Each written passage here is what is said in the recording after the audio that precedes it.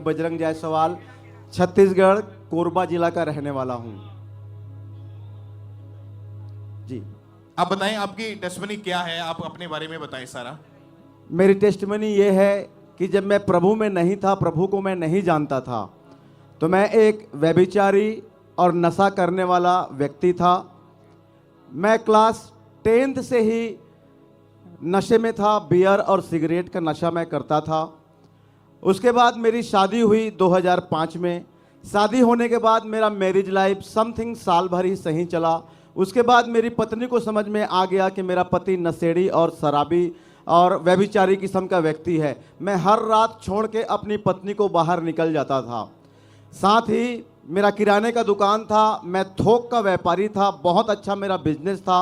2 नौकर मेरे पास चलते थे और हम 2 लोग घर के होते थे, 4 लोग होते थे, तो पैसों की कोई कमी नहीं होती थी। पैसों के साथ साथ बहुत सारी बुराई और व्यभिचार जैसी बुराइयां मेरी लाइफ में भरी पड़ी थी जी।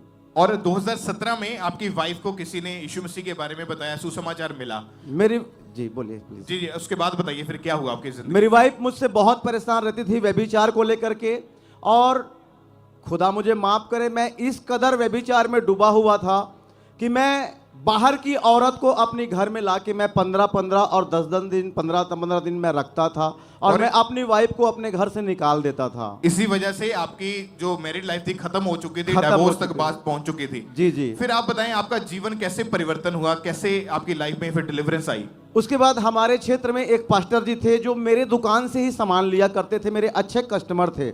मैं एक दिन अपने व्यापार के काम से डिस्ट्रिक्ट में सामान लेने के लिए गया हुआ था, अपने नज़दीक के जिला बिलासपुर में अपनी दुकान के सामान लेने। उस दिन मेरी वाइफ दुकान में थी और हमेशा मेरी वाइफ उदास सी रहती थी। उस पास्टर जी ने पूछा कि क्या हुआ बहन, जब जब मैं दुकान में आता हूँ आप उदास रहती हैं। तो मेरी वाइफ सारी बातों को खोल के बताई कि मेरे पति ऐसा ऐसा मेरे साथ करते हैं।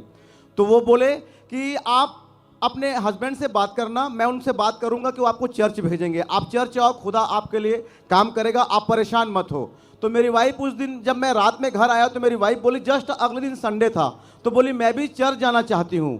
तो मैं बोला जा सकती, कोई दिक्कत नहीं। फिर उन्होंने पास्टर जी को बताया कि हस्बैंड मेरे हाँ बोल दिए हैं, आप किसी को लेने के लिए भेज दीजिए।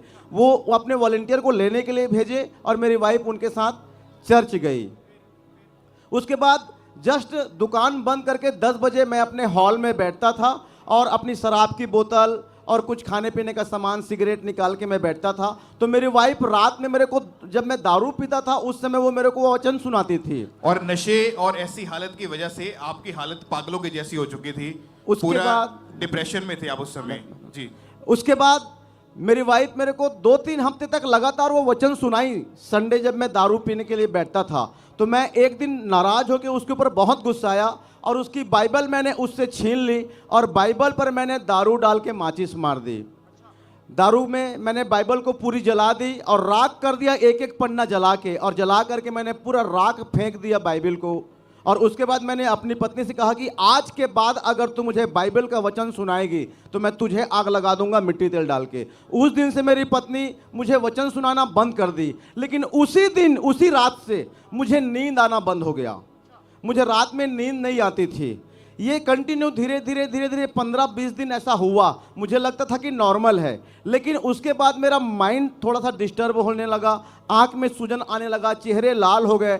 मैंने एक भाई है मेरा, जो भाई भी है और एक दोस्त भी है, रवि जायसवाल, मैंने उसको बताया कि ऐसा ऐसा मेरे साथ कंडीशन हो रहा है। तो उन्होंने कहा कि कोई बात नहीं, घर का जो तनाव है उसके वजह से होगा, ठीक हो जाएगा। वो 1 महीने बीत गया। 1 महीने बाद फिर मैंने अपने भाई को बताया कि मुझे नींद नहीं आ रही है रात में। बोले चलो हॉस्पिटल चलते हैं। कोरबा जिला का बहुत बड़ा हॉस्पिटल है, डॉक्टर विशाल उपाध्याय जी वहाँ के डॉक्टर हैं, कृष्णा हॉस्पिटल। वहाँ मैंने दिखाया, वो मुझे नींद की टेबलेट दिए, बोले इसको रात में खाना और वाइन नहीं पीना रात में।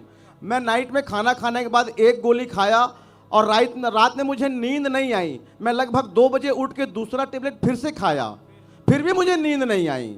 अगले रात मैंने तीसरा टेबलेट खाया, 3 टेबलेट एक साथ खाया, मुझे नींद नहीं आई। अगली रात मैंने फिर 3 टेबलेट खाया। मैं डॉक्टर को बताया कि आपने मुझे 15 दिन का डोज दिया था, 5 दिन में ख़त्म हो गया।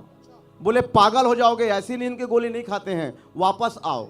मैं वापस गया, बहुत सारा वो चेक वेक किए, फिर उसके बाद मुझे नागपुर रिफ़र किए। बोले आप नागपुर जाओ, वहाँ प्रॉब्लम आपको कुछ भी नहीं है, लेकिन कुछ स्पेशल मशीनें वहाँ मिलेंगी जहाँ आपको टेस्ट किया जाएगा।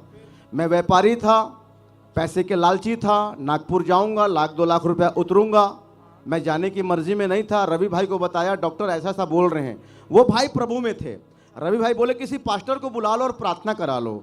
तो मैं चिढ़ता था ये धर्म परिवर्तन, ये वो, इन शब्दों से, क्योंकि मैं कट्टर, क्योंकि आप मसीह विरोधी थे। मसीह विरोधी था मैं। लेकिन पास्टर मेरे दुकान में सामान लेने आते थे तो पैसे के लालच में उनके साथ मैं व्यवहार अपना अच्छा रखता था। लेकिन मैं रवि भाई को बोला किसी पास्टर को नहीं बुलाना, आप आ जाओ, मेरे लिए प्रार्थना कर दो।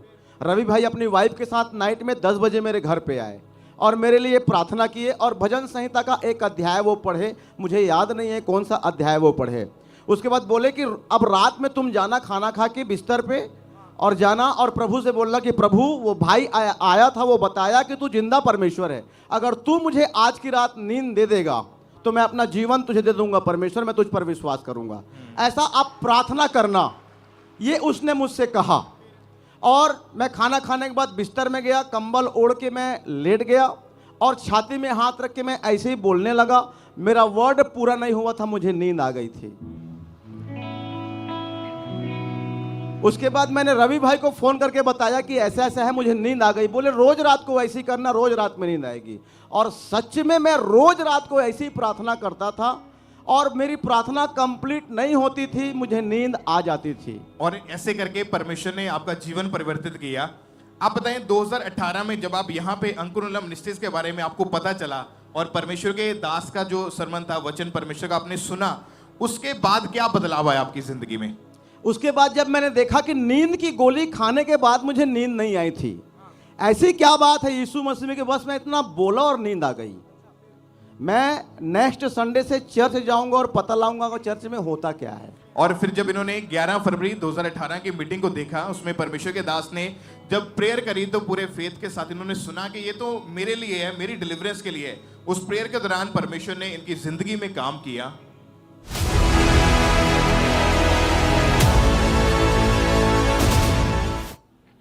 नशा, व्यभिचार, ये आत्माएं आपको छूने ना पाए, ये आत्माएं आपको छूने ना पाए। और मैं आपको आशीषित घोषित करता हूं। अगर आपका आमीन ऊंचा, ये ब्लेसिंग आपकी। धीरे धीरे नशा करने का लत मेरा कम होने लगा। कुछ महीनों के बाद मैं दारू पीना छोड़ दिया, सिगरेट पीना छोड़ दिया, तंबाकू खाना छोड़ दिया। उसके बाद मैं चर्च जाना शुरू किया। वहाँ पे एक व्यक्ति पैरालाइज का पेशेंट आया था, तो उसके लिए प्रार्थना होनी थी, लेकिन प्रार्थना हो नहीं पाई उस दिन।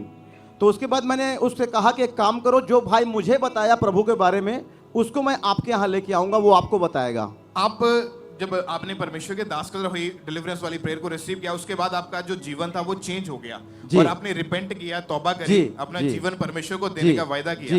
और आपने लिखा कि जब परमेश्वर के दास प्रचार करते थे, प्रीच करते थे कि आपकी पहली कॉलिंग परमेश्वर का सुसमाचार सुनाना है, तो आपने अपनी इस कॉलिंग को समझा और डोर टू डोर इवेंजलिज्म करना शुरू किया। कैसे उसके बाद आपकी मिनिस्ट्री ओपन हुई, कैसे उसमें ग्रोथ आई, उसके बारे में बताएं आप जरा।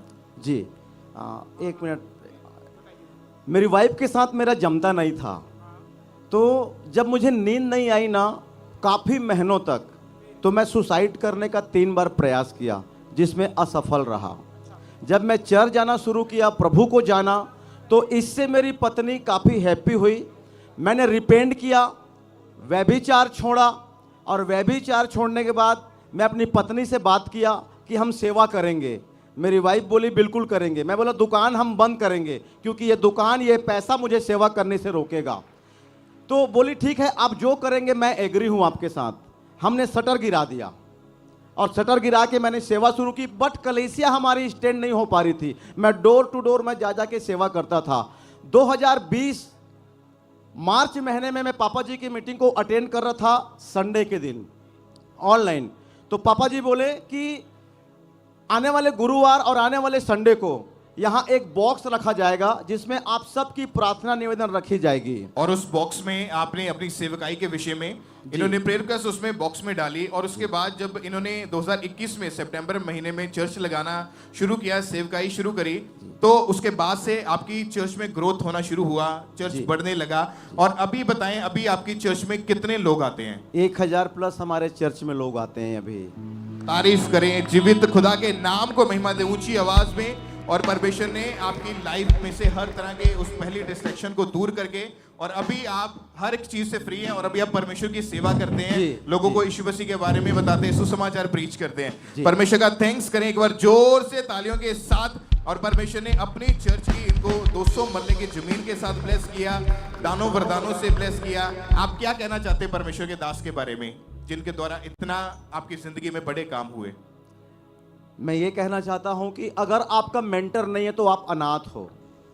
अगर आपका अगुवा नहीं है तो जो ग्रोथ आप करना चाहते हो, बिना अगुवा का वो ग्रोथ आप कभी नहीं देख पाओगे। तारीफ करें परमेश्वर का, थैंक्स करें इस बड़ी गवाही के लिए कि परमेश्वर के दास की जो टीचिंग के द्वारा जब हम उन अनुसार अपने जीवन को व्यतीत करना शुरू करते हैं, तो परमेश्वर हमारी लाइफ में बड़े और अद्भुत काम करते हैं। तो अपने हाथों को उठाएं सब और उस जीवित परमेश्वर की प्रशंसा करें, परमेश्वर के जीवित काम के लिए, इस बड़ी और अजीब ब्लेसिंग के लिए परमेश्वर के जीवित नाम को महिमा देते जाएं सब जन।